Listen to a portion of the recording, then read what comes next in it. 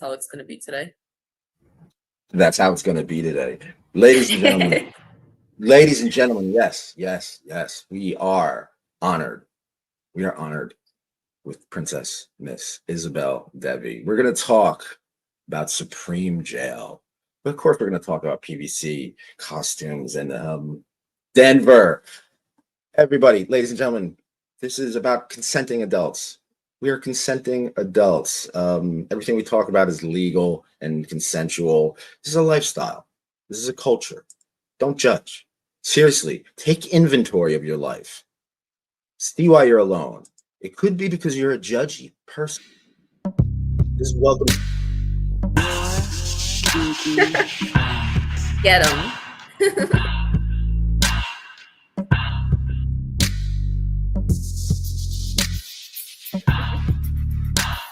I like this. Mistress Isobel Devi. Princess Isobel I like Devi. both. Thank you. It's so inspiring to see you. And I said it before, and I'm gonna say it again because I want the world to know. I love having you on the show. I love the fact, I love seeing you, everything that you're doing online, and hearing the stories about you, and all the content that you make, and just you look so good doing it. Like style, taste, elegance, it's sophistication galore. I love it. It's absolutely, I love it. You are a magnificent example in the kink community, and I am honored that you're here. Thank you. So I want to start out with my usual question: what's inspiring you these days? What's inspiring me is honestly kind of the younger generation of people that have come in. I feel like a lot of younger generation people are so much more accepting, and they have a really open mindset about kink. They're not so rigid about things, and it's kind of giving me hope that maybe one day in the future we won't be in the shadows so much anymore. I mean, there's a lot of things inspiring me, but that was like the first thing off the top of my head. I feel like lately I've met a lot of younger people who are just like have such a healthy mindset about kink, and they're not ashamed of it as much. And I'm just really hoping that like this whole thing can become a little bit more normalized, because it's a very valuable part of the human psyche and of our lives. I couldn't have said it better myself. Thank you very, very much. It's a valuable part of the human psyche and our lives.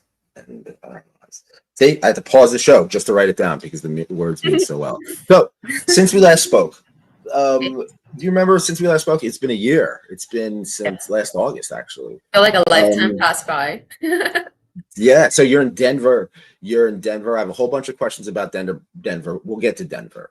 But the way the show works, just like the kink community, it's like it's right at the last minute. And I sent you some questions, some ideas of what to talk about, and you're like, let's talk about Superjail. Let's talk about Superjail. All right. Yeah.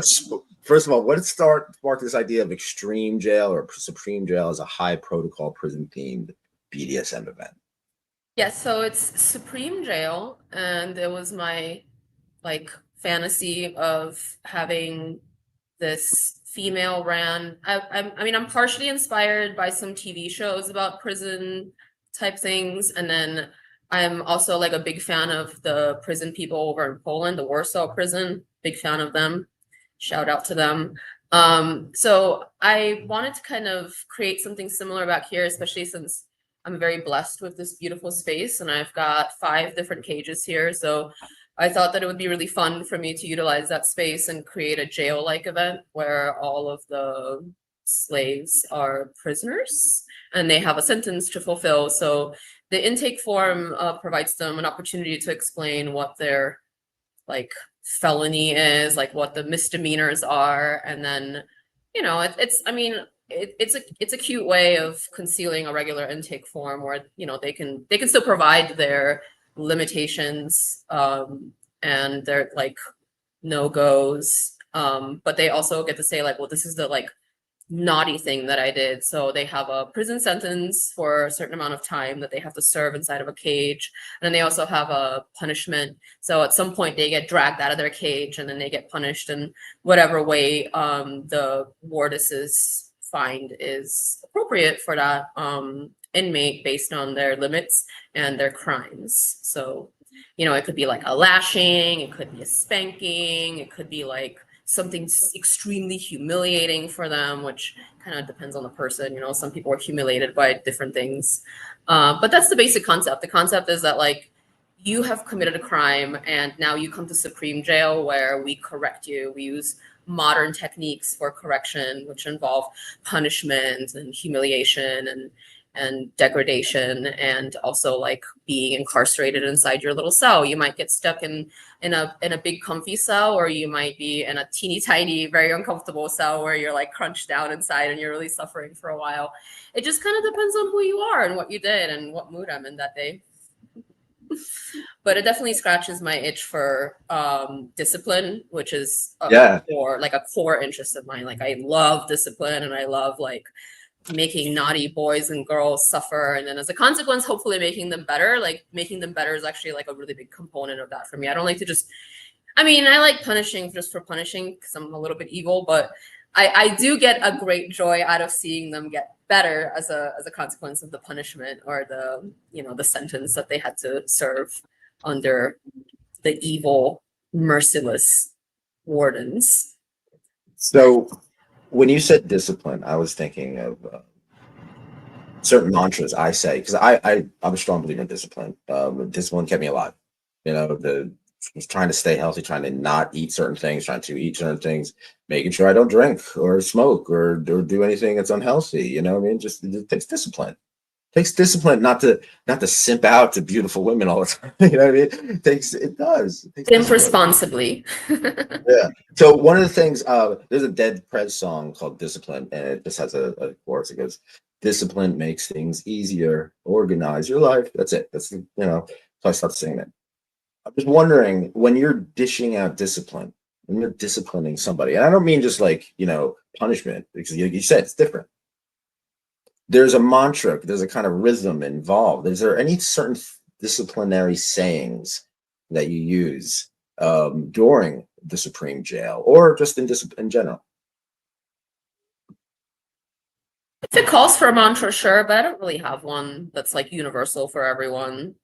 I might do the Bart Simpson thing and make them like write on a whiteboard like the thing that they did if it's like part of their punishment, like as a domestic scene. But I don't have like an overall like blanket mantra to give them or anything like that. No, but that's a great idea. I like that idea. It's like psychologically, it kind of get it. You know, I start singing about discipline as I'm being disciplined. It makes discipline easier. I will say that I like to have a little bit of a positive reinforcement component where I do like to make them say out loud that they will do better, and I like to make them say out loud the things that they will no longer do or the things that they will do instead, to hopefully like rewire the insides a little bit and help them remember what I want and forget the things that I don't want, because I don't even want them to think about the things that I don't want. I just want them to think about what I want. The purpose is to serve me. Yes. Now, in crafting the Supreme Jail fantasy, you are obviously the warden, and there's been certain mistress. BDSM, a mistress, the okay. Mistress of Supreme Jail. Mistress of Supreme Jail. Sorry, mistress. Please accept my apology. Okay, where was I? Yeah. So, were there certain films or books or anything that influenced your specific style of being the mistress of Supreme Jail? Because you are like a warden. You're putting you know. Yes. Totally. I'm a big fan of this very deranged show called Superjail, and there's a couple of episodes in there. David Wayne. There's a woman who's the mistress of Ultra Prison. Yeah. And she's just this like super bitchy, mean woman. Yeah. I took a small inspiration from her because she does run an all-female inmate jail, and I run an all-male inmate jail. So it's a little bit different like that. It's more of like a femdom jail. But I do like her character a lot. I like how like stern and bitchy she is, and I feel like it's got a lot to do with how I am. I'm very stern and bitchy, and I like things. Yes, that's the show. I love this show. I love the show Super so jail. much. I Adults. love the show so much that I once tied a whole bunch of slaves up in bondage position and forced them to watch it with me all Yeah. afternoon. Yes. I tied them all in different bondages, and I made them watch the show with me the whole afternoon. And that was probably one of the best. That was probably one of the most fulfilling and best, like anything mistress wants days of my career, if I had to say. That is great. It's up there. It's up there. It's in the top That 10. just made that. Yeah, that's one of the. Oh, this is an educational show. This is awesome. I don't think it's Wonderful. an educational show, but it can Shout be. out I to think it's educational. Shout out to David Wayne, who is the does the voice of the warden on that show. He's also from Stella. He's a fantastic director, incredibly funny, incredibly talented person. Please direct my book and make my book into a movie. I think he would do an excellent job, actually. Anyway, let's talk about high structure protocol scenarios. So you emphasize high protocol structures in your work. Mhm. Dominus, right? Yes. In Supreme Jail, how do you enforce these strict rules to create an authentic but also the safe experience? So how do you enforce these rules in Superjail? In Supreme Jail particularly. Supreme Jail, while it has some protocols, it's more like it's less about protocols because they don't have as much freedom. When I think of high protocol, I think of they have the freedom to choose. Whereas in Supreme Jail, they don't really have a lot of freedom to choose. They come in and I already have their sheet and I already know what they did. They have like 2 seconds to say their last words and then they go right in their cage. So they don't really have a lot of opportunity there to really misbehave because they're already incarcerated. The high protocol is more when they're serving me in a domestic setting or in a scene setting. And wait, what was the rest of that question so that I can answer it properly? No, like basically, how do you enforce the rules? How do you enforce the rules as opposed to in Supreme Jail to make them make it authentic? Also, it has authentic but safe, right? Authentic and safe. How do you make sure that happens? Sure. To enforce the rules, I use a mixture of psychological and physical punishment. So I tend to use ignoring people a lot. If they're not behaving in a way that I like, I'll ignore that interaction because I don't want to engage and feed an interaction that I don't like. So that's going to be more of like a psychological component. And then if I feel like a punishment is in order, then I might set aside time to do like a whipping or some kind of physical punishment, maybe a really terrible stress position for a long time while they get a little lecture about what they did wrong, and I explain the rules very carefully so that hopefully it'll come back into their head. Maybe the physical strain will help stimulate, like extract some of that cortisol that helps you remember. Yes. Listen, there's a lot of very like scientific basis. There's not enough research behind it because we have a lot of weird rules and red tape around kink. But I think that if we did research a little bit more, we would find that there's some pretty good chemistry behind why BDSM works as a constructive force in people's lives. And I do think that creating an environment of high stress while going over what went wrong and what I would like to see next is a good platform for me to rewire the person in a way that will hopefully serve my purposes a little bit better and hopefully also serve their purposes a little bit better, because I do take that under consideration. I mean, at the end of the day, if their goal is to make me happy, then they're serving me. So they need to know what makes me happy. So it helps both people, right? It's symbiotic relationship between master and slave. Yes. No, I usually think in movies. I read too many books and I watch too many movies, watch way too much TV. So I'm always thinking of like trailers, right? And when I thought of Supreme Jail, I think of like ways to promote it. Like making a trailer. If I was going to make a trailer, so what I need in something like that are unique scenarios you know, like interrogations or confinement role play that captures the intensity and creative of, you know, of these parties. So what would that be? What would that unique scenario be? If I was gonna like put it, if I was gonna like, if I was like your advertising marketing executive, right? And I want to make an advert for it. What is that Yeah. one image, that unique session that would like, damn, I want to go there. Great question. I think the like maybe like a bird's eye view of one prisoner getting severely punished while the others are in their cages and they're sort of like stuck witnessing this punishment, because one of the main elements that is a big draw for Supreme Jail is that the other prisoners are able to see the if we allow, because sometimes I put them in sensory deprivation, then they can only hear, which is even freakier. But they can to some level witness the punishment of others. So this might not be a punishment that they can handle, or it might be beyond their limits, but they would be able to see this happening to someone else. And it's we have mirror neurons where when we see something happening, it's almost like we're experiencing it ourselves in our brain. So it's a way for them to not have their limits pushed, but they can still be exposed to that idea and sort of feel the severity of like, I am here and I better be good because this bitch is not joking around. Look at what she did to that guy. I don't want to be that guy. And, you know, there's something to be said about like, I can play within your limits and still make you regret the decisions you made.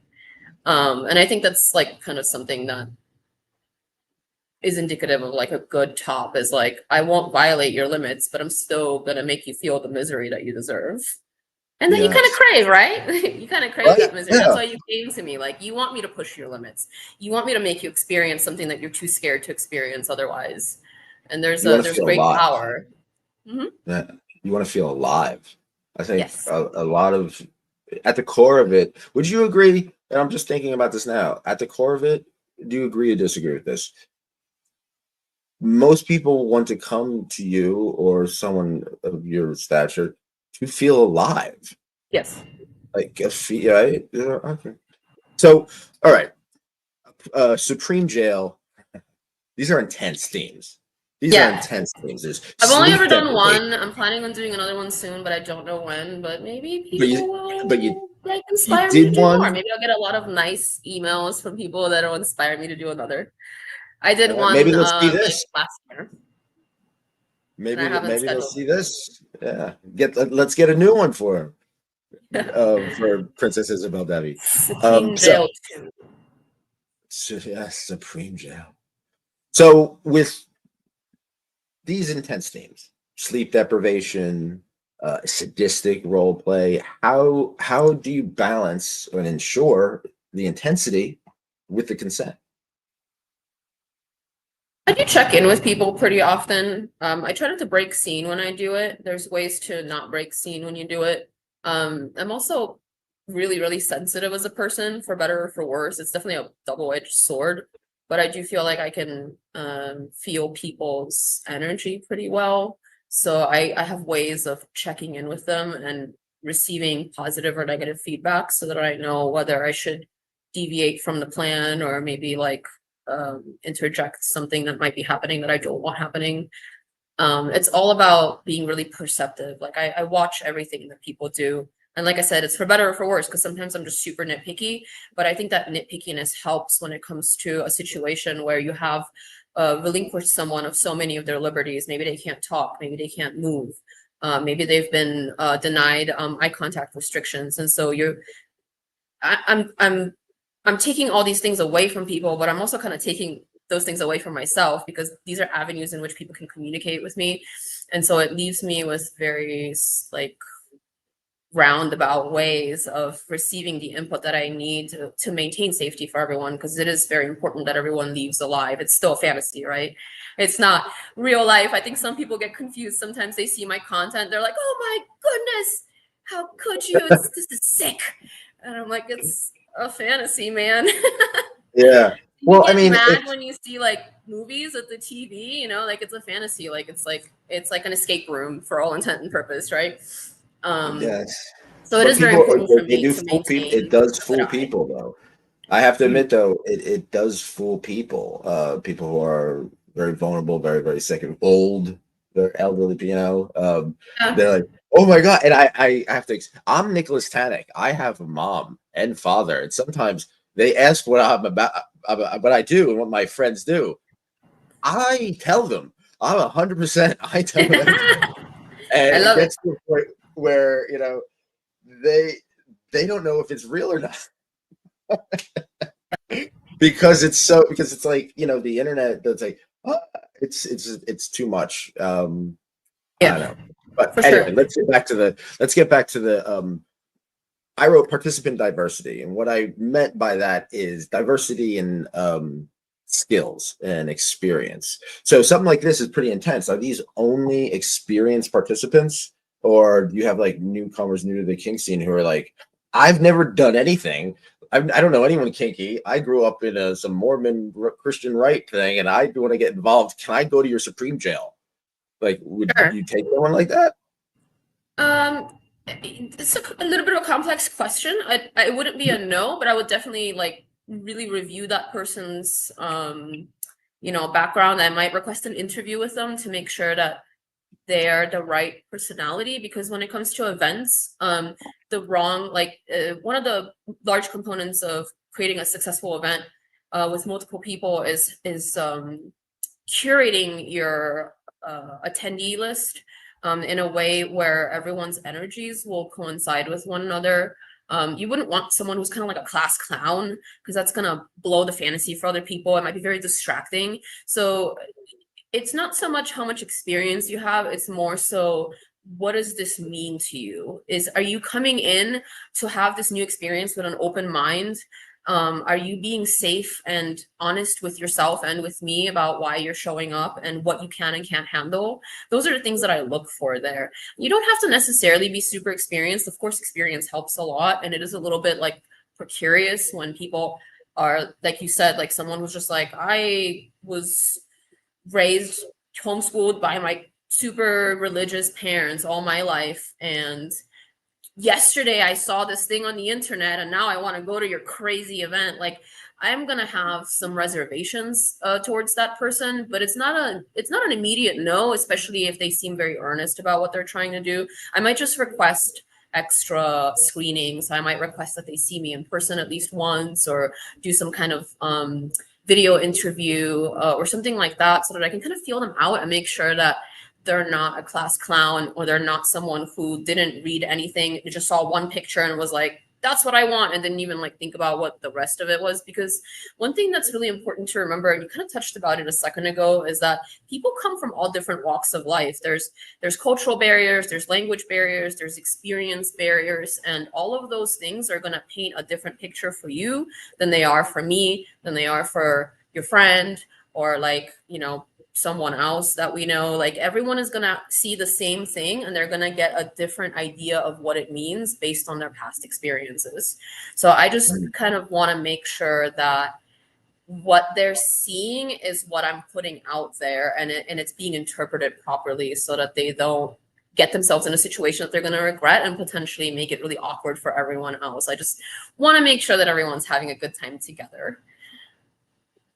Now, let's put it this way. You have witnessed these transformative moments with these participants in your Supreme Jail. Right?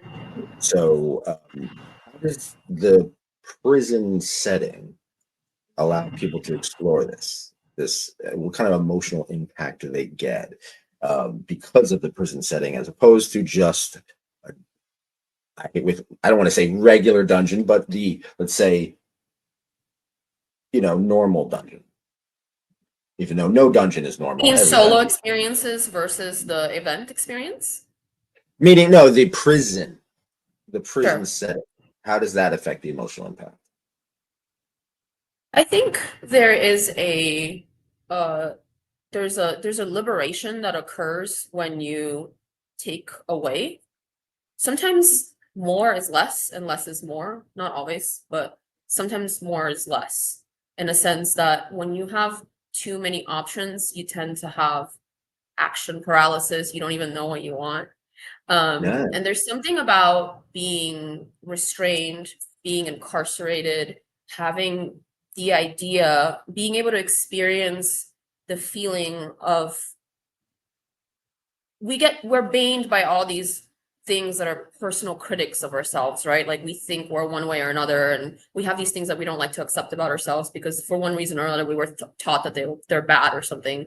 And I can see that for some people it can be very healing to experience that punishment of like, I think I'm a bad person and I think that I deserve to go to like solitary or jail, or that I'll be punished severely in some way for my vices.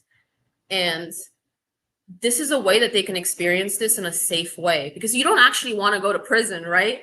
You don't No, actually want to no, go to prison for no. 18 months. That would be terrible. It would wreck your whole life.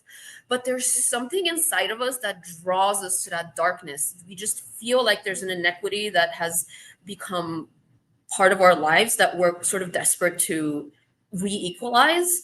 And I find that experiences like that can help someone safely dabble with that weird feeling of wanting the punishment while I'm there as the warden. But I'm also, my greater purpose is to ensure that you can experience the darkness that you crave without the negative ramifications of your life being ruined because you actually went to prison. And I do want to interject a little bit here because I think you'll find this very interesting. I've been listening, because I'm a big audio book person. I've been listening to this book called Existential Kink, and it touches on that subject a little bit. I don't want to talk about it too much because that's not what we're here for, but it's called Existential Kink, and it kind of touches on that, like, we sort of tend to want these weird experiences, and it's not, prohibition doesn't work. It doesn't work on any level. Censorship and prohibition, they never work. So it's almost better to just let yourself have the thing. Just experience it in whatever safe way you can. And that's where I think something like Superjail comes in handy for people who have these dark desires, because you can come over here and have some punishments with me and other good-looking ladies and rubber, and then once you're done with your punishment, you get parole and you get released out into the world, and you got to experience that darkness, and you got to be scared because I will do some things. You got to be a little scared, maybe a lot scared, and that adrenaline rush can equalize you for some amount of time.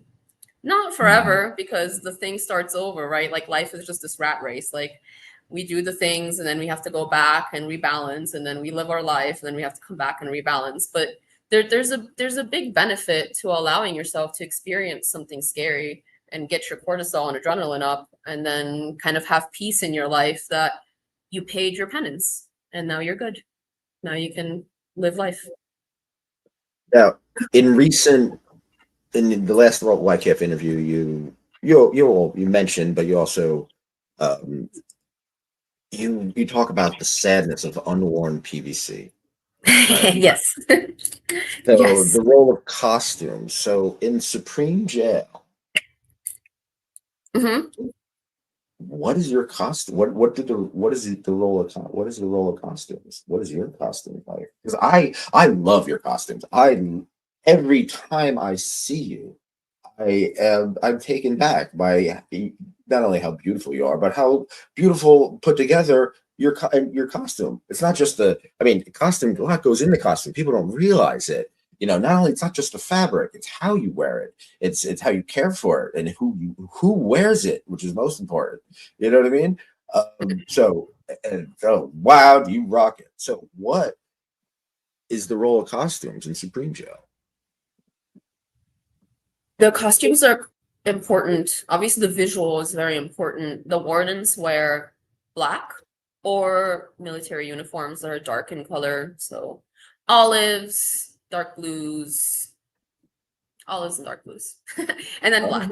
So often we'll choose something like a black cat suit, or I have some military uniforms that I like to wear. I wore this olive green with like a barrette military uniform with the last one. And then some of the other ladies wore just straight, strict black with corsets and things like that. High heels, because we love the sound of high heels on the concrete floor. A hat, if it's available to you. I love the military hats. It can be used for eye contact restriction. If you put the little thing down a little bit, sometimes the prisoners don't deserve to see your beautiful eyes. But yeah, the uniforms are important, I would say. I think it really brings the vibe and the feeling of authority to the wardens, and it helps the inmates feel a little bit more intimidated and in their place. One thing, from interviewing all these people and having a bunch of friends around the country, the world, actually, Denver has it going on. Denver, the people out of Denver. I mean, look at you. But still, I mean, they really have been representing, doing their thing in the kink community. So, in your opinion, let me ask you this: Denver's kink scene has its own vibe. What, in your opinion, what makes it stand out? I left Florida a long time ago. I left in 17, and just full disclosure, I don't have a very good idea of other scenes in the country. I've experienced very, very little of the California and New York scene, so I can't really compare. But compared to Florida, I would say that we are a lot more queer or openly queer here. And I love that. I love the creativity in costumes. I mean, it's just a very like open, accepting environment here.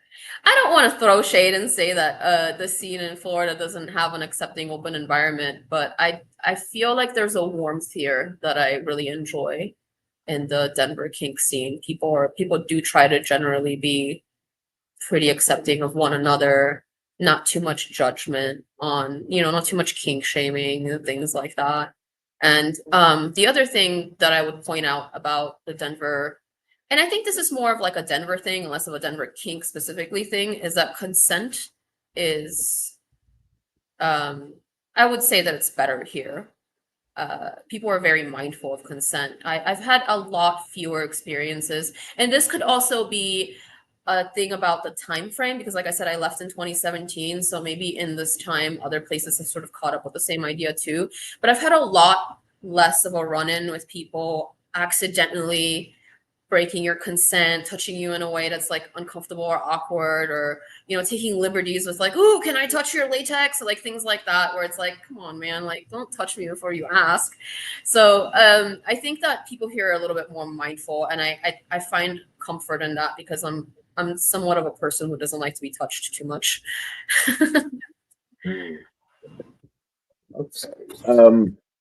One thing we wanted to talk about that we at the next show, next Sunday, the weekends, YKF weekends coming on, and the topic is online versus in-person BDSM.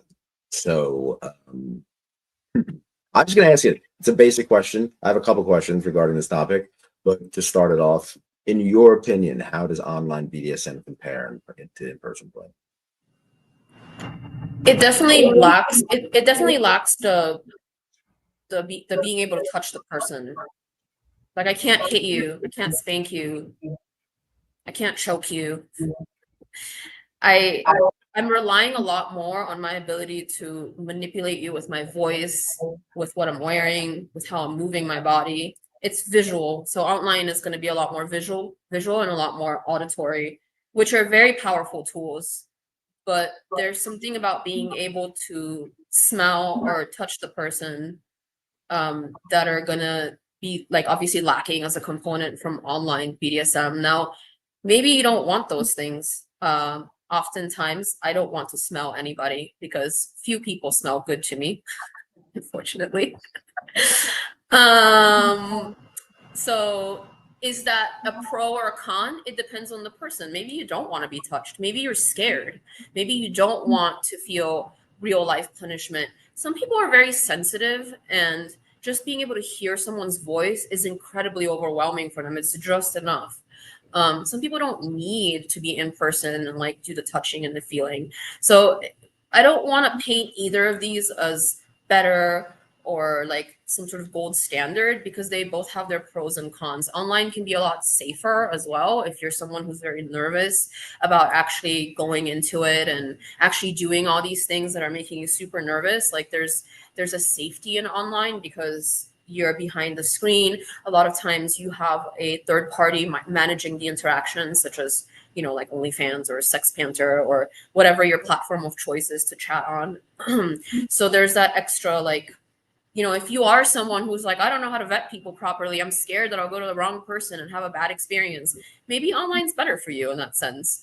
But if you're actually looking for like a really like super overwhelming, I'm gonna do crazy things experience, obviously in person is gonna be a lot more.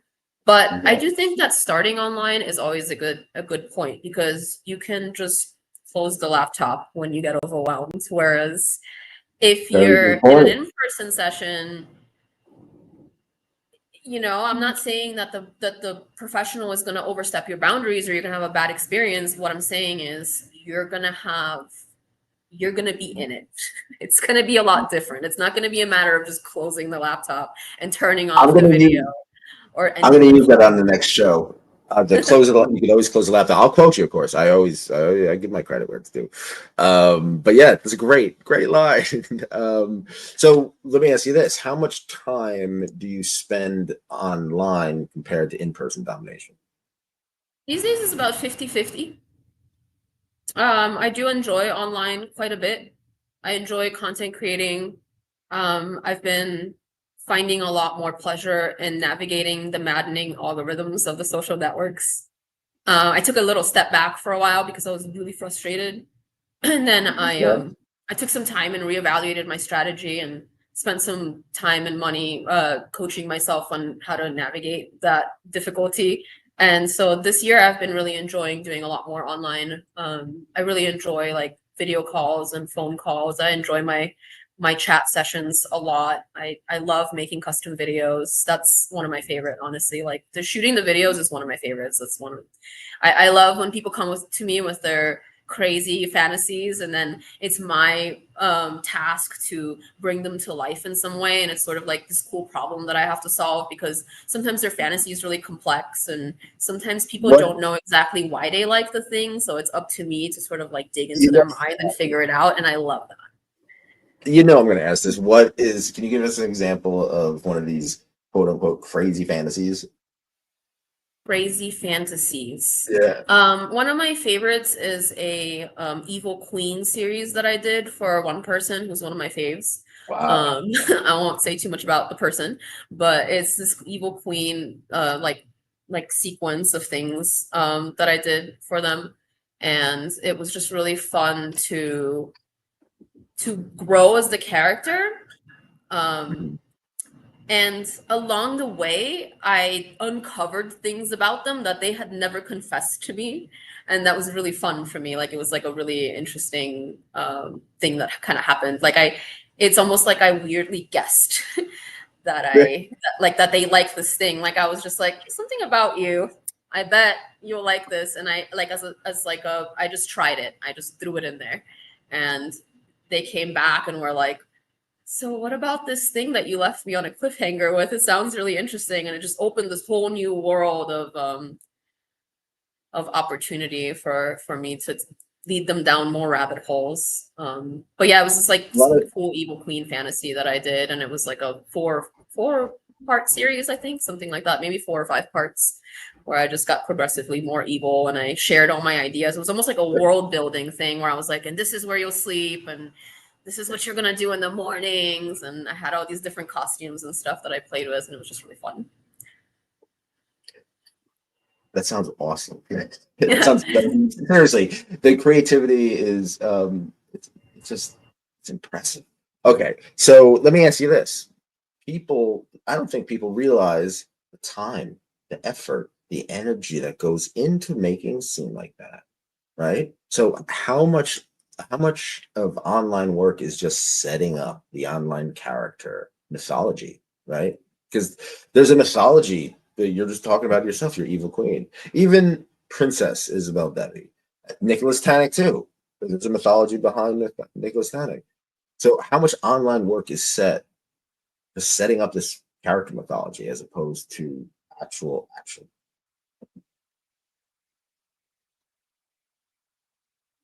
Do this however you want. But my recommendation for anyone listening to this question, hoping to get ideas, would be that you don't delve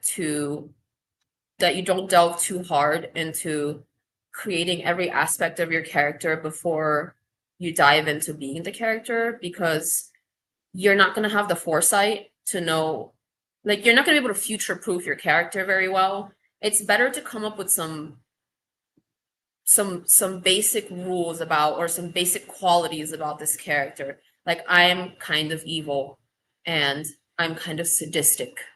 What are my values, right? Like, I love correcting and disciplining, but I'm not gonna sit there and be like, oh, and then my favorite dessert is like this, and then I always, like, sit on this side. Like, these are like little details that if you start to get into it, you get action paralysis. So I would say not that much setting up. I think you should think of some core values and some things that kind of call back to who you are, like your alter ego, if you will, like something that really feeds that dark character inside of you, and allow yourself to grow while exploring the character and build as you go. That's a little bit more satisfying and a lot more future proof than trying to establish every little bit of the fantasy, like every little tree and like flower in the kingdom. It's too much to set it all up. You're just never going to finish that project. So I think it's better to just kind of start with a basic idea of what makes you happy and what fulfills you and how you would like your character to operate, and then go with that. And allow yourself to change along the way too. You don't want to be too rigid with who you are, because then it kind of gets boring after a while, right? Yeah. Like, Yes, you're allowed to get exactly. bored of things and find new favorites. Sure. Yeah, it's life, it's evolution, it's time. I always want to break up the show, but we're for platforms. What platforms? Where can people find you at? What's working for you these days? It's always changing. It's always evolving. No one's going to MySpace or Friendster, So, what platforms Friendster. work for you? Oh my gosh, I had a Friendster.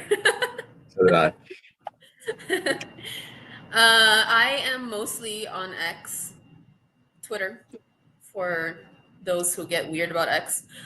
That's just where I'm super comfortable now. I feel like a lot of my favorite pervs are on there. It's always a fun time on there. I've also heavily curated my platform and muted all the people that are whiny babies. So I like to go on there and like see what everyone's up to, like see all the evil deeds of my comrades and like what they're doing to their slaves and stuff like that. That's a really fun place for me to be. They're a lot more like forgiving and lenient about content too. So it's a little bit easier for me to thrive on there, and I don't have to worry so much. I do like the fact that I can just write a thought on there, and sometimes it really resonates with people. So that's my number one.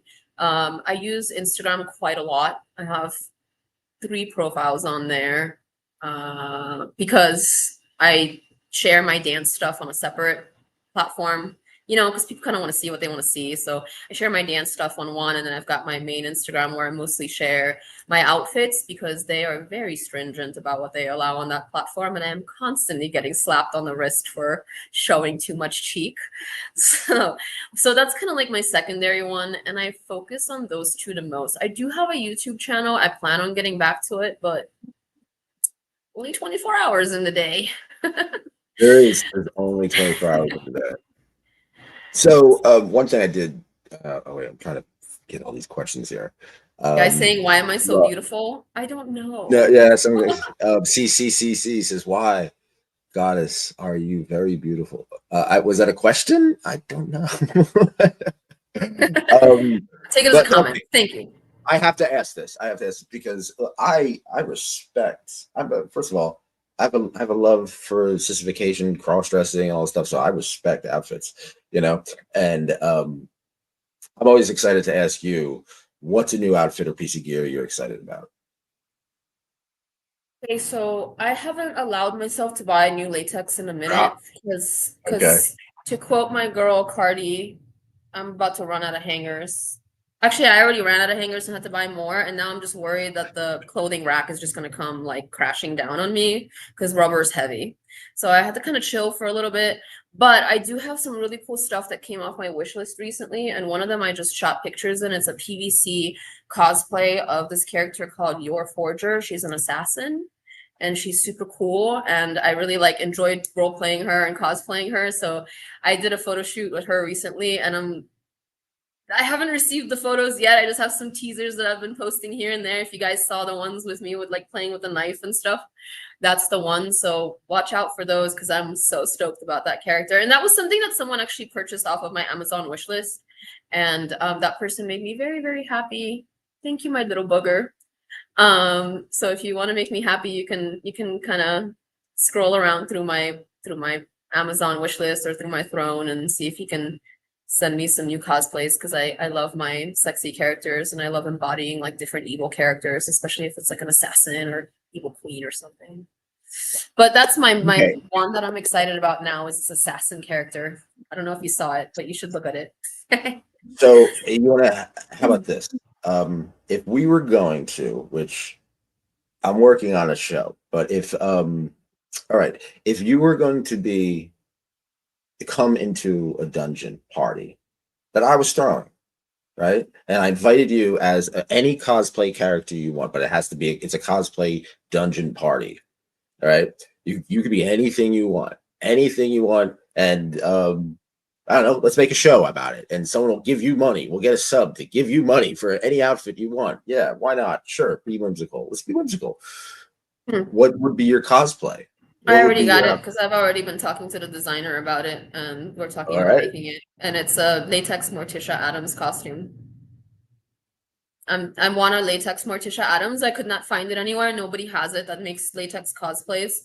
And I'm already talking to Love and Black Latex about making me a new one. I just you know, I have to send him kind of like a draft of what I want it to look like, and then he's going to tell me how much it costs. So if anybody wants to help fund that, it's probably not going to be very cheap because it's a lot of latex. I plan on having Yes. the train and the big sleeves and stuff, and it's going to have a lot of cleavage, and that's what I want. That's like the thing that I'm like kind of fixated on right now, is I've been wanting it since last year, and I think I'm gonna treat myself soon because I think I would look good as latex Morticia. I already have latex Wednesday Adams, and I have some really cool cosplay videos with her. But now I want to be Morticia. I want you to be Morticia. I think why everybody watching this wants you to be Morticia. And please don't. How can people donate to your latex Morticia Adams fund? Morticia fund. I'll Yes. probably make. I'll go ahead and make a throne item on it. They could just send throne money, or I don't have like a new latex fund on there, but I probably should. I just didn't. I didn't make it. I haven't used that platform as much. I've just recently started putting it on there. So they could either send, Cash App if they have that, if they have the privilege of that, or they could send a throne gift. And I'll go ahead and make it. When I get the quote from the designer, I'll put it on there and I'll make it like a crowdfunding thing so people can crowdfund it or whatever. We got a question. Unexpected lessons. We learn just as much from the submissives as the submissives learn from us. So, what is an unexpected lesson you've learned from a submissive? Is this supposed to be kinky? Because I have one, but it's not kinky. No, it's an unexpected lesson. The question is unexpected. That's unexpected. Not kinky. It's unexpected. So about a year ago, I had a thing, some stuff that came up with one of my subs who serves me personally. And it was sort of like a personality type clash situation coupled with a little bit of misunderstanding. And I at first I was kind of annoyed, but then I realized that this person and I are quite similar in a lot of ways.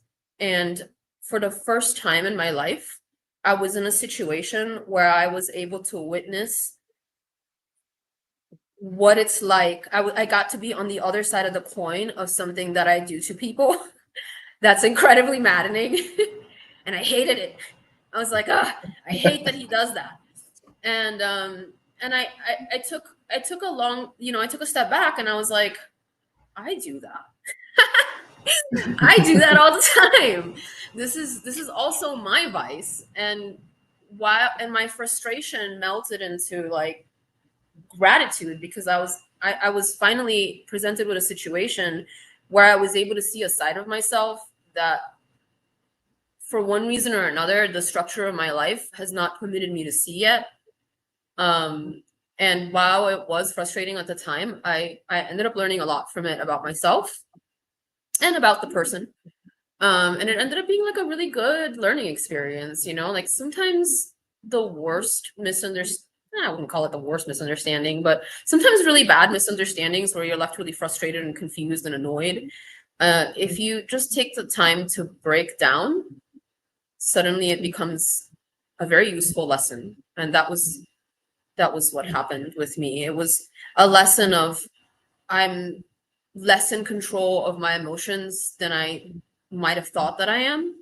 And it manifests in a way that's super unpleasant and also not helpful, because not pleasant can be helpful in certain situations, but this was not helpful at all.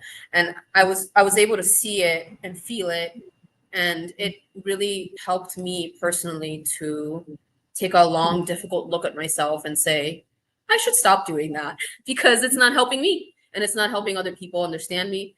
And it's just serving to isolate me and make life more difficult for everyone that's trying to just be a person in my life. So, long story short, we ended up talking it out, and it was a teaching moment for both of us, and it ended up being really cool. But that I would say that was the unexpected lesson, is that I was able to learn about myself that I had some traits that were really not serving me, and I was able to work on that with the help of my therapist.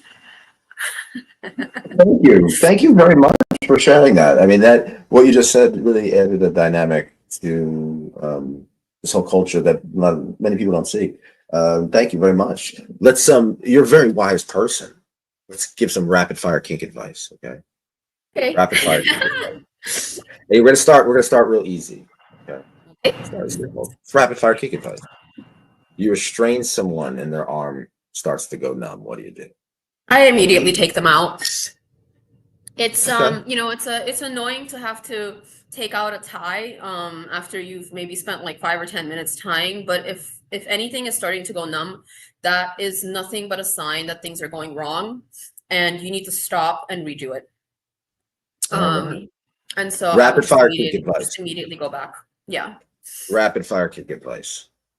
A sub shows up way too high. What do you do? We wait until they're better. I make them, it just depends on the situation, but I might try to do it where it's like a teensy bit kinky, like, oh, you're gonna have to go in the cage and sleep it off.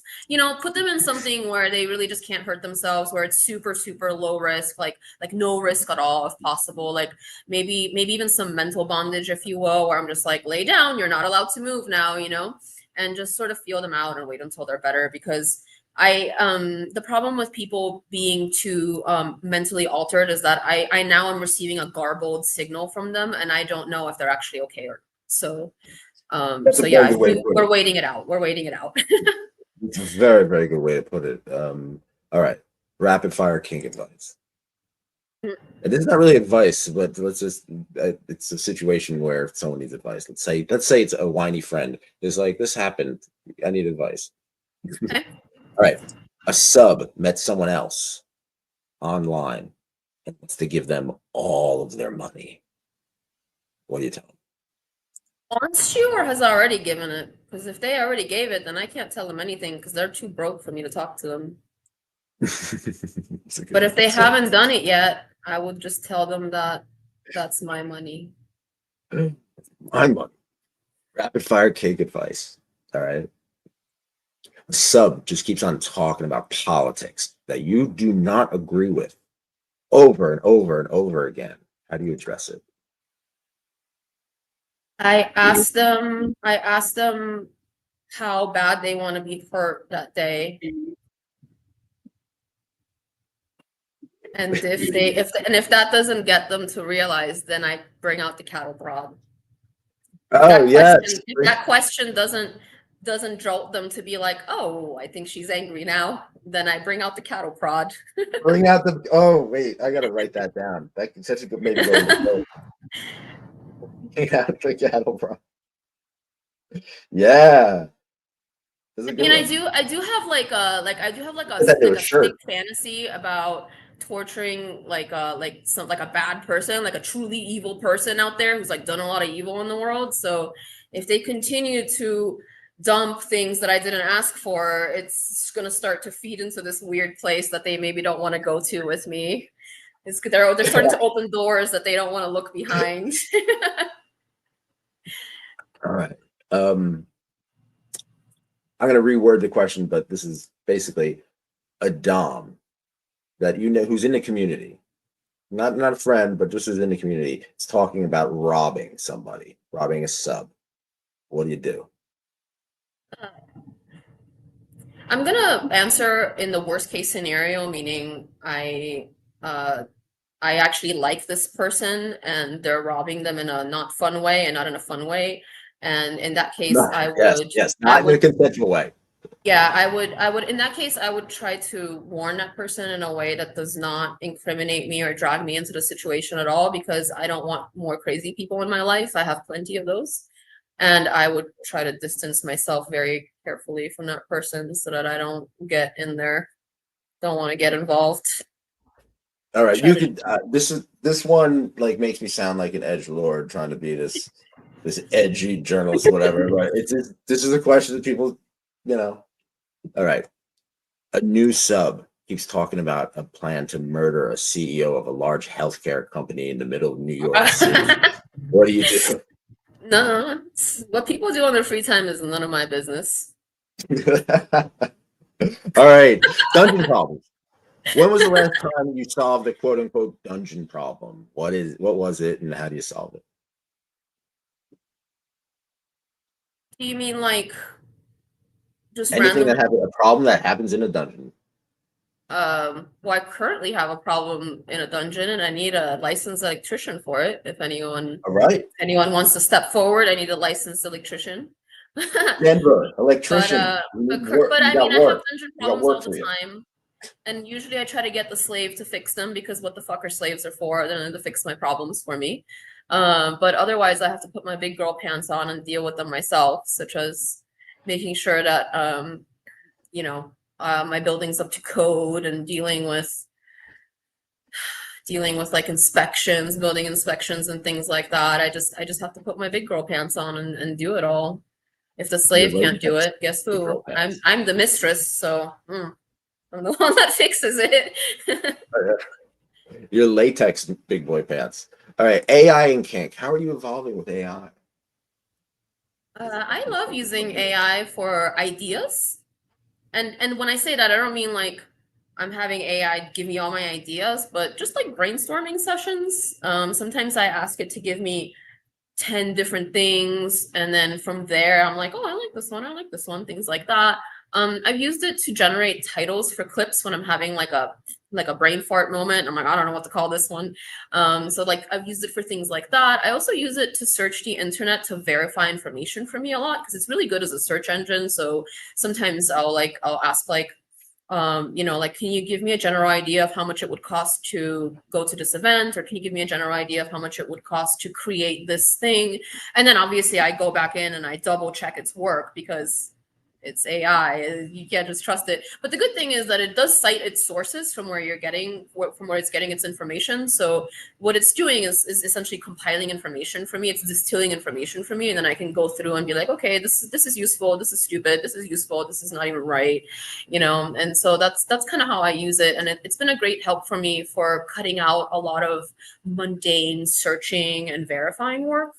That kind of stuff it's been really useful for. I don't really use it for a whole lot of other things other than that. I guess, you know, sometimes I use like AI image like color correcting type tools for my videos and things like that to make them like brighter and the colors prettier and things like that. There's some really nice AI tools nowadays for stuff like that that I use. But essentially, I've just used it to cut out a lot of my like really boring grind work. And it's been very helpful for that. Answering questions, giving me statistics, things like that. Because it's super good at searching the web. It's really, really good at searching the web and giving you citing its sources and things like that. And then you can decide whether or not you want to agree with that information or whether it's useful for you. So that's kind of how I use it. Which one do you use? Do you use ChatGPT, Grok, Gemini? Like which one? I don't use Grok. I've played with it a little, but I think it's a little silly. I don't know why. I don't really like it too much. I use ChatGPT the most. I haven't played with a lot of other ones. I just didn't care. I use ChatGPT and it works pretty okay. So that's the one that I use for the most part. It How do you also think it's changed? How do you think it's changed the industry? Or the kink community, more importantly. I don't think it's changed the adult industry in any unique way from how it's changed every other industry. I think a lot of people are starting to use it. And I will say that a lot of people are taking a lot of liberties with it that I'm not here to tell anyone how to do their job, but I do think that there are better and worse ways to use things, like more and less effective ways to use things. And I will tell you that I do not think that AI is ready to just be cut loose. Like, here you go, AI, just do my work for me. I don't think so, man. It's just not, it just makes too many mistakes. And I've already ran into situations where I've ran in circles because I trusted something that I didn't think to double check. And then it turned out to be wrong. And then I was just kind of like working in circles for like a whole day. And then the next day I finally asked it the question where it revealed its mistake. And I was like, oh, that was wrong. I shouldn't have done that. So I would say that in a lot of ways it's injected a lot of kind of garbage because people have trusted it a little bit more than they should. But in a lot of other ways, it's also helped a lot of people be way more productive than they otherwise would. Because like I said, the information compiling part of it is really useful. It's really, really good. And it does generate things very easily. It's really fun to generate fun images too. I've seen a lot of women generate AI images of like humiliating or funny situations with either celebrities or hypothetical people. And I think that has brought a really fun component into the industry with it. But again, it's something that's been used across industries. So I don't know that it's unique to kink. It's just something that I've noticed that I'm like, that's kind of fun. I really like the way people use it like that. Used AI for what was it? I forget what it's called. I used Yapper AI to make the soundbite of Donald Trump going, "They're locking the cocks. They're locking." I haven't heard that. That's so funny. It's on the last weekend. Yeah, it's in the theme song. Yeah, it'd be fun. All right, would you rather? This is would you rather? You have to choose one or the other, Princess Isobel Devi. It's one. You have to do one or the other, not both. You have a session. Is it all psychological or all physical? What would I can't choose both? No, you have to choose one.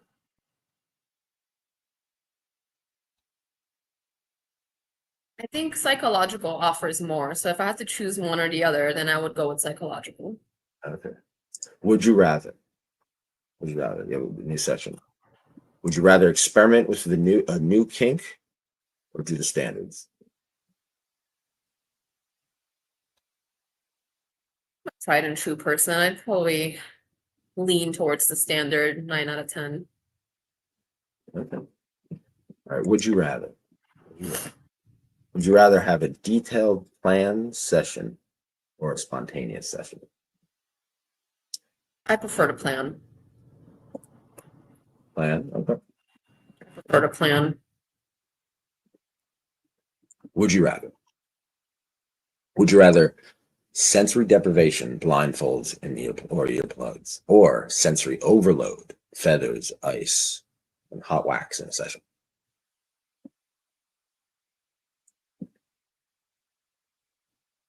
It's hard. Deprivation. I love denial. Deprivation. Okay. All right. Personal struggles. Personal Oh struggles. gosh, I haven't updated that in so long. Look at that. Now you remind me to update my thing. That January thing should have been gone a long time ago. I would take this moment to say that I am the only person who updates my personal website and most of my social media accounts.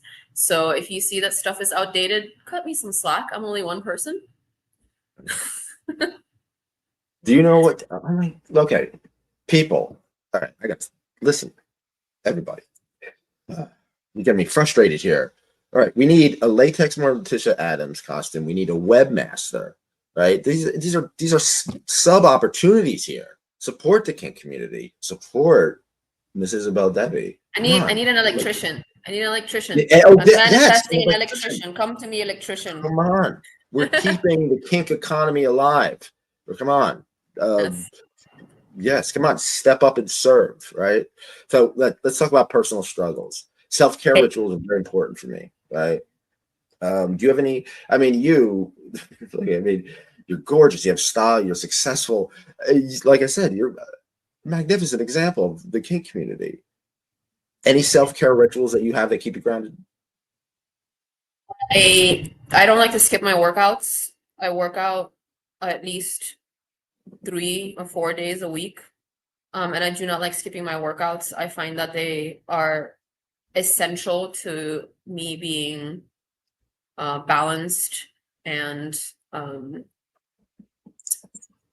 regulated emotionally. So my workouts are paramount, whether I spend some time stretching or working out with weights or dancing, or just I have to get my body moving. And I do set aside about an hour every day for that I do. I do have my rest days. Obviously you can't work out every day. That's not good for you either. But I do try to set aside about an hour on the days that I do, which is about 3 to 5 days a week. Showers, long, luscious showers are a big part of my self-care routine. I treat myself to getting my hair and my nails done because these are things that I don't really enjoy doing for myself as much. And so I don't skip these little things. Sometimes it can seem like maybe I'm spending unnecessary money on all these luxuries, but it really helps me to show up as the person that people enjoy to spend time with the most, to do these things for myself. And I would encourage everyone to try and budget things like that in their life, because it will give you the foundation to create the resources to continue treating yourself. It's a positive feedback loop. It's very, very, very important to rest and repair and recuperate and spend time with the people who fill up your cup. Because as much as I love my career, this is a very emotionally demanding job, and people can inadvertently leave me with a lot of their personal things, baggage, whatever. And I need time to decompress and kind of wash all that away from myself. And those are the things that really help me out, is physical movement, grooming, and being groomed by others, professionals. It's so, I don't know if I should mention it. I might as well though. We did a whole show, a weekend, the panel show about losing a long-term submissive, and one of the questions was, what do you get rid of? Sometimes it deeds to a house that you have to share, right? So seriously, long term. Then there's weird things. We had Mistress Claudia had something called the toilet coffin. It was a coffin that he would lie in, and she would, use as a toilet. Okay. And but it was a lot of money, and it was like handmade and like put into the dungeon, and then the guy, and this is all been said on the air, so I'm not, telling tales out of school. The guy went some vanilla relationship and is now just like, no, that life's behind me now. And yeah, so she's stuck with the toilet closet. So yeah, by pointing that out, that happens all the time. I'm getting more and more stories like yours, and that unfortunate, or the other unfortunate one I just said. Let's keep it going. Kink Olympics. If you're gonna have a Kink Olympics, one event, what would be your event that you would specialize in? Or if you were going to make the Kink Olympics, what would be the event you would create? Like the competition that I would create. Probably something with ball busting or trampling. Like how many ladies can trample you at once? Or how many consecutive ball busts can you take? What is the most amount of consecutive ball bustings that you've done? Oh, what? Serious masochists in my life. I'm so blessed with the masochists in my life. I really do I'm appreciate. sorry, but you cut out. I'm sorry, Miss Isobel Devi, you cut out. So I asked, yes, what was the most amount of consecutive ball bustings you did you've done in one time? I don't have a number for you because I like I said, I've been blessed with some crazy masochists in my life whom I really enjoy spending time with. And I just kind of go until until they're done, until they're destroyed. So how many consecutive, man, upper double digits, you know? Okay. Probably not triple digits, but upper double digits for sure. Anyone chastity? Anyone locked up right now? Oh, I got a few chastity bitches. I got one that's Yeah, still in chastity from the last time. Really? He's No been in release at there all? for years. Been in there for years. Plastic, silicone, or metal? Plastic. I find that the plastic is the best balance. I feel like the metal is it's just too unforgiving for long-term wear. It's great for short-term wear. For long-term wear, it can be difficult. Most people can't do more than a few days, or maybe if you're super hardcore, some weeks or whatever. But plastic is my preference. I feel like it's the most well tolerated over time. And some people don't deserve to be out of chastity. It just doesn't make any sense for them to be. And everybody can get 15% off all at Locked in Lust, lockedinlust.com.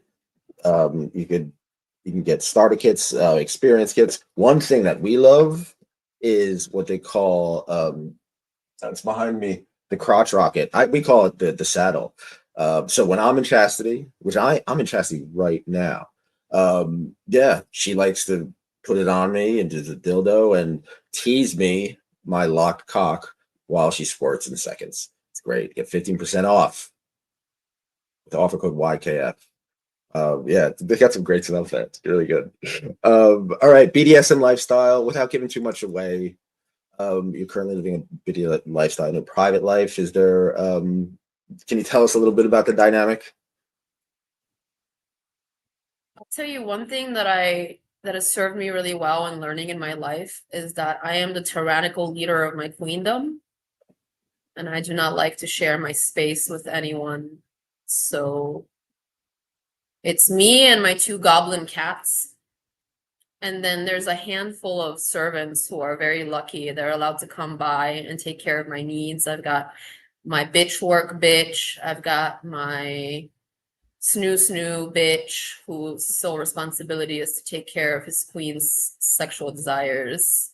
I've got my little pets that come by and indulge me in my other wicked things. But other than that, I like my alone time. I don't really like anyone mucking up my personal, beautiful space with their weird energies.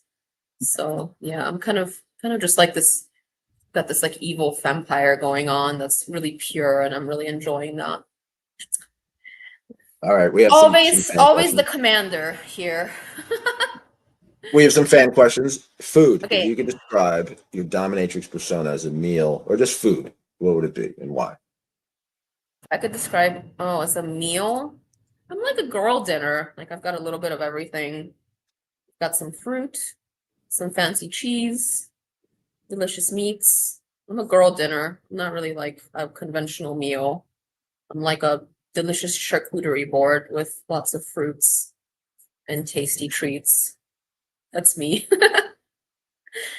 Stan Vladimir says, what about a xenomorph queen costume and your subs as xenomorph drones with chastity facehuggers? Stan Vladimir is really into the alien series and mythology and the movies. Yeah, Kink helps Kink. I think this was Okay, the person who guessed my tattoo. Were you the guy who guessed my tattoo? maybe, In the I did a maybe. I did a can you guess what my new tattoo is? And I think this was the only person who got it right from like an He's obscure got little a side picture. I love your none. ideas. I love this idea, by the way. Yes, I like it. None 67 says, "Do you use Chaz in your sessions?" Chaz? I don't know what Uh, Chaz is. You'll have to I explain, don't know what he's please. talking about. Please explain what But Chaz is. and Vladimir has a good question, a very good question. How do you see the kink industry in the next 20 years? I don't know what's gonna be left of the world. No, I'm just kidding.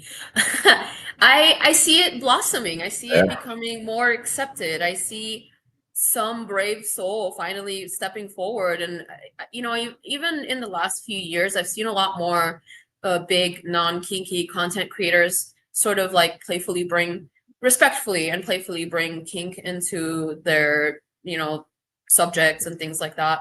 And it's giving me a lot of hope that kink is going to be more accepted and it's going to be less embarrassing for people and it's just going to be sort of part of life. I hope that in the next 20 years, maybe we won't even have to lie that we do this and it'll just be another job that you can do, like ice cream man or dentist. That's my hope, though. I don't know. Oh, Don't hold your let's breath. hope. That's what I want. Let's hope. All right, rapid fire recommendations. Do you you know, a lot has changed in the year. Anything we know each other. I've known each other. I've known you a couple years. You know what I like. It's a recommendation. It doesn't have to be the be all end all of your personality or whatever. So recommend a film. Film. Oh, I don't watch a lot of movies. Let me think. What did I watch recently that was good? I don't think I have one. It's just anime. All I watch is anime. Really? Okay. Just Recommend just anime. watch just watch anything by Hayao Miyazaki and you'll be good. He makes great anime movies. All right. All right. All right. Recommend a book. I love educational books. So I'm gonna recommend, let me try to remember the title because it was really good, but I I was in it like a couple of years ago. I think it's called The Erotic Mind, Mm-hmm. and it was very, very interesting and insightful. And it talks about people's freaky kinks and how to navigate the difficulty of some of them being obviously a little bit disruptive to life or maybe a little bit disturbing to you because of the general narrative. Yeah, it's called The Erotic Mind. I don't remember the author, but it's very, very good. And it's more of like an educational book and it talks about the different kinks and sexual fantasies that people have and sort of delves a little bit in like where they come from or where they came from for those specific people and how you can navigate them in a way that's constructive to you. It's a very good book. I like it a lot. Speaking of educational books, this is all right. The inner goth in you, right, will appreciate this. Will find this funny. So I had, I had a liver transplant, and that's it's a life changing thing, right? So I got this Yes. book. Someone, yeah, someone suggested the kink community. Someone suggested I get this book, right? And Seneca. Yeah, that's wild. But please, everybody out there, read. It's the Or written listen to the word. audiobook. I like listening to the audiobook. Listen to the I don't know. yeah, but it all starts I'm a with big writing. audiobook It person. I all love a starts good with writing. audiobook. Sometimes they have different voices for the different characters, and it's like listening to a story. It's super good. So yes, and hopefully I'm gonna get my books on audio soon. All right. Rapid fire recommendations. Recommend a meal. A meal? A meal. I think everyone should try küfte, Bulgarian küfte, and tarator. It's very refreshing and very delicious, and also high protein. All right. What does it consist of? Küfte is a meatball. It's like seasoned a certain way. It's kind of like sometimes when you go to a Mediterranean restaurant, they have something called kafta, but ours is Oh called yeah. küfte. It's a little bit different. So they're like little meatballs like that. They're usually grilled. Sometimes they're fried. I prefer grilled, obviously, because we're trying to be healthy. And then tarator is a cold cucumber soup. It's made with yogurt. It's kind of like a tzatziki sauce a little bit, but a soup. Imagine like if tzatziki sauce was a soup. And it's very good for the summer. It's super refreshing and it's very healthy for you because the yogurt's good and the cucumber is really good. It's very hydrating. Nice. All right, the jar is back. I don't know if you were here last time, but this all started with this jar. Yeah, I remember. Yeah. Oh, okay. So you know the story of the jar. Okay, so I don't have to tell you. And anyone, You could tell it again for those who are new, but I remember the jar. No, let them figure it out. They should know by now. Yeah, they should go back and listen to the old ones. Yes, that's a perfect way. Yes. Thank you. All right. So it's the word association game. Let's see. And Stan, if you're in the chat, flood it with some stuff. Okay. I don't know what this is. That's not Stan. So see, because he's one of my people. All right. Yeah, see. All right. So I'm gonna say a word or a phrase. You say the first name comes to your mind, right? Okay. So if you say if I say chastity, you might say lock. But if I say chastity and you're thinking of the book Existential Kink, you could say the book Existential Kink. There's no wrong answer. Okay. I'm also doing this off the top of my head, so we're in this together. Okay. All right. Chastity. Clitty. Latex. Shiny. I'm sorry, latex. Shiny. Locks. Ease. Face slapping. Harder. Medical play. Needles. Sensory deprivation. Noise canceling headphones. Ball gags. Open mouth. Vacuum beds. Latex. Thank you. Thank you, Stan, for everything. And once again, get 50% off all everything locked and less. All right. We're basically winding it down. So let's see this. Princess. Isobel Devi. I'm being very introspective these days because I'm writing a book about the liver transplant and how the kink community and how specific person saved my life in many ways. I get very introspective, and it's all about learning about who I am, with my mistakes, and how to be a better person. I'm trying to be a better person. And so I'm going to ask you this. What mistakes have you made that you wish you'd learned sooner? That maybe you're just kind of learning now? Mistakes.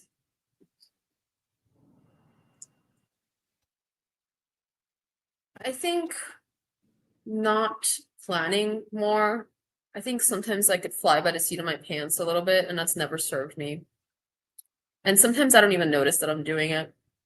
Sometimes I can be a little impulsive. I think that's something that we all struggle with to some degree. And taking time. Oh, let me rephrase that. What I think one of the mistakes that's really baned me for a long time is assuming that I have to act now. And that's more of like an impulsive thing. And it's not, 9 out of 10, you don't have to act now. 9 out of 10, you have time to think about what you're going to do and come up with a plan. And every time I fall into that trap, it hasn't really worked out that well. I don't want to say it's been catastrophic, but it always serves me better to take a step back, think about what I'm going to do or say, and then come back in with some amount of confidence that I've at least put some thought into my actions. Thank you very much for sharing. Thank you very much for sharing that, because I think that's what I've learned, that this show is helps people by having people express how they've grown, and so like I'm thinking about, like, I was gonna write some dumb scene, but I'm not, about me writing meeting my younger self or something like that. Someone told me, you should try to do that. I'm gonna as a writing exercise, but I'm not gonna put it in the book. So that made me think, what advice would you give to your younger self if you that you wish you had learned sooner? What I would tell my younger self would be to not be so impatient, because it takes a long time to create something worth creating, and you're not going to see the results right away. And that doesn't mean that it's not working. It just means that you haven't gotten there yet. And patience. Sometimes right when I'm about to just throw in the towel, the thing comes to me, whether it's some, like a reply from someone, or news about something that I've been expecting, or maybe I think like no one gives a shit about the content I'm making, but right when I'm about to throw in the towel, I get an overwhelming response, or someone writes me a really like touching message somewhere that tells me that I really inspired them or something like that. And it doesn't come when you want it to come, and that doesn't mean that you're doing bad. You're not always going to get positive feedback when you want it the most. So patience is definitely, like, if you think you're being patient, be a little more patient. That's the advice I would give myself. Thank you very much. These are very wise words, and it's I have this as a quote. It takes a long time to create something worth creating. And Yeah. as any writer out there, any content creator out there, dominatrix, a sub, any poet, a musician, any painter, whatever, it takes a long time to create something worth creating. Thank you for saying that. Hopefully that will inspire others. We're all looking for something. Where do you want your kinky path to take you next? Take me next. I am looking forward to, I don't know if I talked about this last time, but I'm really looking forward to working with more couples and groups.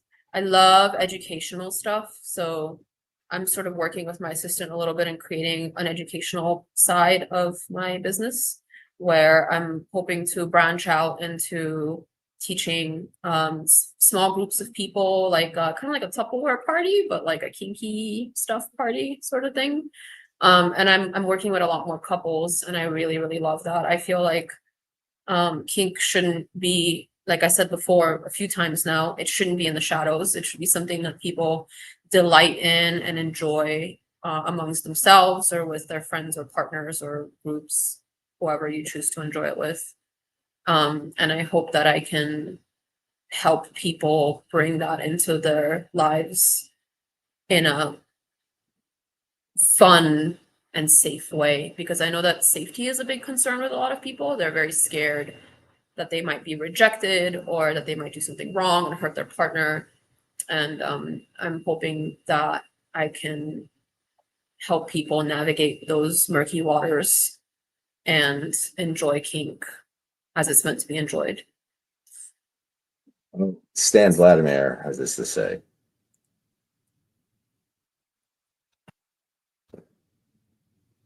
Благодаря. In a tip. And it says, Nick, I'll teach you some Bulgarian words. No, that was Stan. He knows basically from Bulgarian. I don't know why I said. I was like, "This that's." For a second, I thought he was hacked. For a second. Yes, no, he's speaking to me in our native language, which is fun. It's fun to get some messages like that, some respectful ones. He's a respectful one. Thank you, Stan, for being respectful. What did Stan say? What does this say? It says, put it back on the screen. He says, Господарка Isobel Devi, пожелавам ти приятен ден и успех с всичко, which means, Mistress Isobel Devi, I wish you a pleasant day and success with everything. Stan Vladimir says, Black Lagoon is a badass woman. Thank you. I will put it on my list. I've been watching Spy X Family because I'm obsessed with Yor right now. So when I'm done with that, I'll check out yours. Thank you. All right. So we're basically winding it down. So let's put it this way. Please finish the sentence. Life is. Oh, okay. Sorry. I wasn't sure if I was supposed to take over yet. The film Life is blank. Is, Yeah. life is full of surprises. That's very, very, very true. Princess Isobel Devi, how can people reach out to you? How can people contact you? Get involved with the, get involved with the Supreme Jail. I prefer to be reached out to by email for the most part when it comes to booking inquiries and things like that, or questions about stuff. I prefer email. Please don't DM me anywhere. I will ignore it. I will ignore it. I do not like receiving DMs. It's just too messy for me. And so when it comes to serious inquiries, my email is the best way to do it. You can email me through my website. You could fill out the form. You could fill out the intake form for a scene, or you can just email me directly if you know exactly what you're going to say. I do encourage you to be concise because I don't like reading really long things. It just makes my eyes cross. So concise is good. Email is the best way. And then also, if you just want to be involved in the community in Denver, I do have a FetLife group that I encourage everyone to join. And if you have any fun thoughts to share or questions to ask, I always welcome creative input from people. I feel like a lot of people go on there and they use it as like a personal thing, which is fine. That's a fine way to use it, but I don't want to diminish the fact that it's also a good place to start conversations, ask questions, look for advice, meet friends and things like that. So that's another fun way to interact with me, because I do try to go in there and check and sometimes reply to people and give them advice on the things if I have something to say that's useful. I don't always have something to say that's useful, and then I keep my mouth shut. But do go in there and try to make friends. That's what the group is for. And obviously, everyone's welcome to follow me on social media. And if you want to say something nice in the comment section, I love getting nice comments. And I love getting like compliments or suggestions for cool anime or things like that. Those are all fun ways to interact with me. And if you want to talk to me about your kink, you got to go on one of the sites. You got to go on the Loyal Fans or the Sex Fans or the OnlyFans, because I'm not going to do emotional labor for anybody on platforms that don't welcome that kind of behavior, because I'm not trying to get my Instagram shut down for the 6th time because somebody asked me a really sexual question on there. Like, that's just not going to work. You're going to get blocked. But yeah, those are the ways. Those are all the ways. Thank you. And also, you need an electrician. You said you wanted a web designer. And no, I don't need a web designer. I have a great assistant, but I need an electrician and what did I say the other thing was? Oh, someone to make me the Morticia costume. Morticia Adams. Yes. Get to work in community. Come on. We gotta keep the, we gotta keep the economic flow going. And I'm not just talking about money, I'm talking about service, right? Serve well. Thank you very much. Definitely, please read a book. I'm writing or attend the school. Attend the service school in Florida. There's that service school coming in Florida. Michelle Lacey and I are doing. If you don't know how to serve, that's a good place to go. Nice. Service school. Okay. And everybody, please read a book. Your Kinky Friends. If you're dealing with grief, it's about taking your broken heart, turning it into art. That's what it's all about. It's going to be a great week, everybody. Remember, be cool, be kind, keep an open mind. Yes.